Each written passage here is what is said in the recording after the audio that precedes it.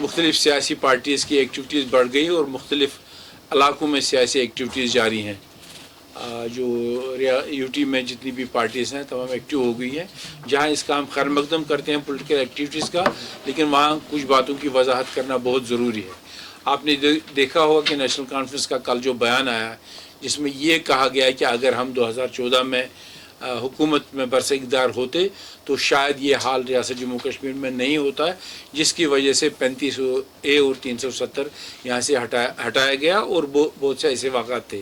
میں آپ کی وساطت سے ان سے پوچھنا چاہتا ہوں کہ 1996 میں جب سے ایک سنہری موقع ملا تھا نیشنل کانفرنس کو، اور 2/3 اکثریت لوگوں نے صرف اس لیے دی تھی کہ ہمیں وہ اندرونی خود مختاری یہاں پر ریسٹور کریں گے.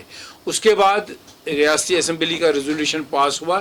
ریزولوشن پاس ہونے کے بعد اس وقت بی جے پی کی سرکار وہاں پہ تھی، اڈوانی صاحب ہوم منسٹر تھے. انہوں نے وہ ریزولوشن نکارا اور صرف یہ رہا کہ عمر عبداللہ صاحب کو حکومت ملی اور وہ وہاں پہ اس وقت ایم اوز بن گئے گورنمنٹ آف انڈیا میں.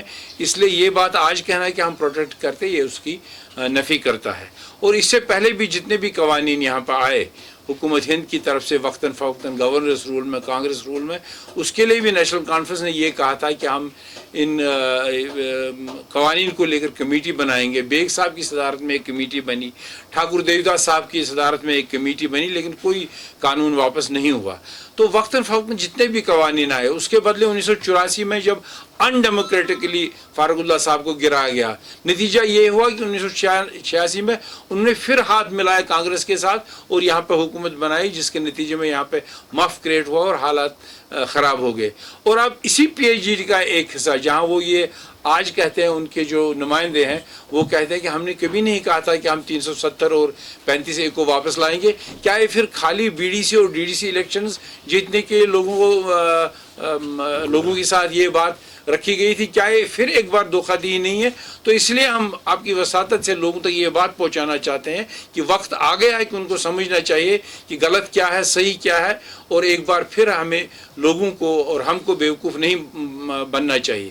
اور جہاں تک پی ڈی پی کا تعلق ہے، جن کے بارے میں یہ بات کہی گئی، ہم مفتی محمد سعید صاحب کے ساتھ رہے ہیں.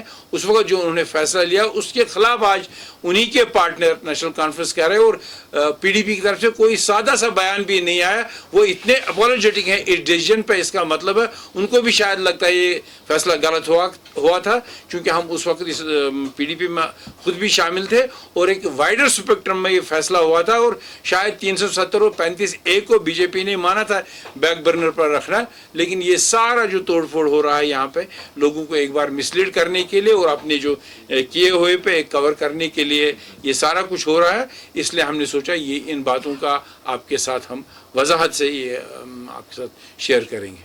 پتہ ہے کہ آپ نے ان کے تمام بیانات دیکھے، ایکٹیویٹیز دیکھے، وہ آج کہیں پہ ڈیمانڈ کر رہے ہیں اور نہ وہ 370 کی واپسی کا کوئی روٹ دے رہے ہیں.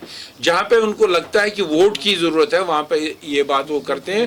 اور ہمیں یہ پورا یقین ہے اور ہم نے واضح یہ کر دیا ہے کہ لینڈز کی پروٹیکشن کے لیے بھی ہم لڑیں گے، نوکریوں کی پروٹیکشن بھی لڑیں گے، جس میں ہم کافی حد تک کامیاب ہو گئے ہیں. اس کو ہم ایک قانونی شیپ دینا چاہتے ہیں، ایک لیگل شیپ دینا چاہتے ہیں. اسی لیے ہم کہتے ہیں پہلے اسٹیٹ آ جائے، پھر الیکشنز آ جائے، ایک طاقتور اسمبلی ہوگی اور جو ہمارے لوگوں کے حق میں جتنے بھی قوانین ہونے چاہیے وہ ہم لانے کے لیے تیار ہیں. کل صوفی یوسف کا بھی ایک بیان آیا کہ انہوں نے بولا کہ آپ نے پارٹی بی جے پی. دیکھیے 1 سال سے بہت سے لوگ کہہ رہے ہیں کہ ہم بی جے پی کا بی ٹیم ہے. ہم نے واضح کر دیا اور ثابت کر دیا جب بی ڈی سی الیکشنز آئے ہم نے بی جے پی کے خلاف الیکشن لڑا. ہم کس پارٹی کے خلاف ہیں اور کس پارٹی کے حق میں وہ سوال نہیں ہے. سوال یہ ہے کہ ہمارا ایک ایجنڈا ہے، ہمارا ایک آئین ہے، اس کو لے کر ہم آئے ہیں.